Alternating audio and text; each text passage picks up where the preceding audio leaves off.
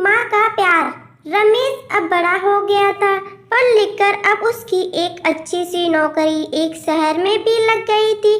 कुछ दिनों के बाद उसके माँ बाप ने उसकी शादी एक सुंदर और सुशील लड़की से करा दिया, जो कि वह भी एक नौकरी करती थी। अब रमेश और पत्नी दोनों जॉब करते हुए एक साथ ही शहर में बस गए थे।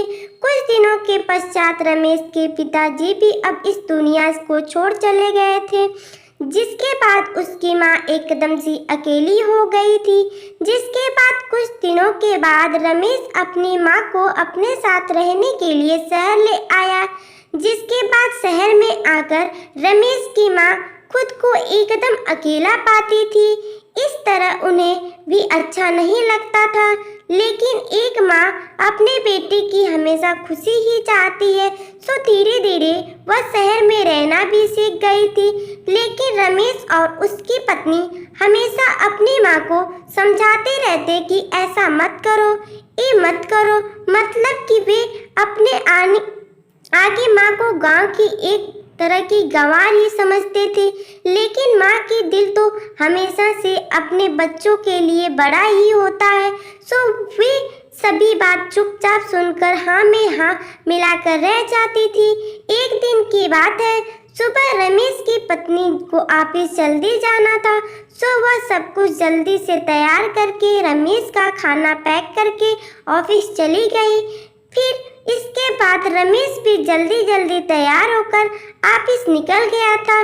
फिर कुछ समय के बाद रमेश की माँ ने देखा कि उसका बेटा तो खाना का लंच बॉक्स तो घर पर ही भूल गया है, तो माँ ने बिना देर करते हुए फटाफट ऑफिस पहुंच गई और पास में एक कुर्सी पर बैठ गई, क्योंकि कंपनी में बाहर के व्यक्तियों को अंदर जाने के लिए मना था। सो फिर बेटे को दिक्कत ना हो इसीलिए फोन न करके मैसेज किया, लेकिन रमेश अपने काम में बिजी था, सो माँ के मैसेज पर ज़्यादा ध्यान ना दिया। लेकिन उसकी माँ बाहर कब से इंतजार कर रही थी। इस तरह कई घंटे बीत गया और इस बीच कई मैसेज भी किया, लेकिन रमेश का कोई उत्तर नहीं आ रहा था। इस तरह रमेश की माँ को चिंता होने लगी थी।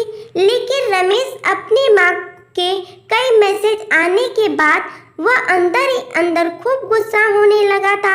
आज तो उसने तय कर लिया था कि आज घर जाकर माँ को खूब अच्छी तरह से समझा देगा कि यह उसका गांव नहीं है जो कुछ भी अपनी मनमानी करती रहेगी। और इस तरह शाम हो गई। अब रमेश घर जाने के लिए कंपनी के बाहर निकला तो देखा तो उसकी माँ तो यहीं खड़ी थी, जिसे देखकर उसका गुस्सा अब सातवें आसमान पर था और बिना कुछ पूछे ही अपनी माँ को डांट फटकारने लगा कि पहले घर पर खाली बैठे बैठे मैसेज से परेशान करती रहती है, अब तो उसकी कंपनी भी आ गई है। आखिर उनका यह गांव नहीं है जो मनमानी करती रहे। यह सुनकर रमेश की माँ ने खाने की टिफिन रमेश की ओर आगे बढ़ा दिया, जिसे देखकर रमेश को अब समझते हुए देर ना लगी कि वह अपना खाना भूल गया था, जिसे माँ ने उसे देने के लिए यहाँ आई थी। इसके बाद रमेश की माँ बोली, बेटा भले ही तुम बड़े हो गए हो, बड़े शहर में रहने लगे हो, भले ही अच्छे बुरे की ज़्यादा समझ आ गई हो, लेकिन मेरे लिए आज भी मेरे कलेजे का टुकड़ा ही हो, जिसे मैंने बचपन से लेकर आज तक पालते हुए आ रही हूँ। रमेश की अब आंखें खुल चुकी थी। आखिर उसकी माँ उसकी परवाह करते हुए खाना लेकर आई थी, जिसे वह बिना सोचे समझे अपनी माँ को ही डांटा जा रहा था। अब वह अपने किए हुए पर बहुत पछता रहा था, जिसे देखकर माँ ने उसे एक बार फिर से अपने गले लगा लिया। और इस तरह रमेश अब आगे से खुद को माँ के लिए बदल लिया था। अब उसकी पहले से ज़्यादा अच्छे से देखभाल करने लगा था, जिसके बाद माँ को अब शहर भी अच्छा लगने लगा था, क्योंकि अब उसका बेटा फिर से उसे मिल गया था। कहानी से शिक्षा। इस कहानी से यही शिक्षा मिलती है कि एक तरफ जहां हम पढ़ लिख कर खुद को ज़्यादा ही समझदार समझने लगते हैं, जिससे जाने अनजाने में माता पिता की बातों को गलत साबित करने में लग जाते हैं, लेकिन हम सभी यह भूल जाते हैं जिस माँ बाप के ने अपने बच्चों को खुशियों के लिए अपनी खुशियाँ तक का त्याग कर दिया हो, वो भला माँ बाप अपने बच्चों को कैसे पूरा कर सकता है। हर माँ बाप की यही इच्छा होती है कि उनकी संतान उनकी बुढ़ापे की लाठी बन सके।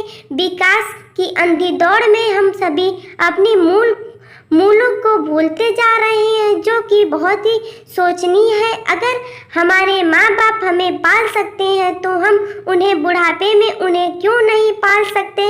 यही तो हर माँ बाप की इच्छा होती है। तो आप सभी अपने माँ बाप की उम्मीदों पर जरूर खरे उतरें। तो आप सबको यह माँ की ममता की कहानी कैसी लगी कमेंट में जरूर बताएं और इसे शेयर भी करें। चैनल को लाइक और शेयर और सब्सक्राइब जरूर करें। धन्यवाद।